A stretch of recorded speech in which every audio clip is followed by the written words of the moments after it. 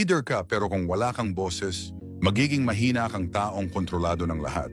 Walang masamang tagapamahala, mga tagapamahala lamang ang tumatangging matuto.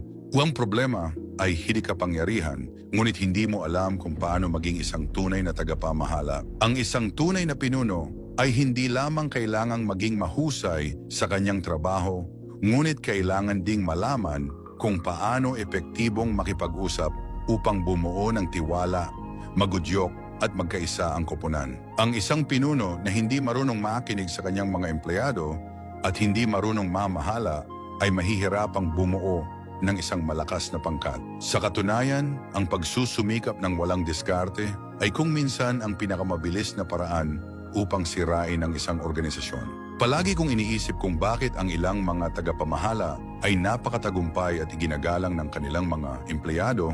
Ang sagot ay nahayag nang makita ko ang sikreto sa aklat. Nasa aklat na ito, 21 araw para maging isang natatanging pinuno.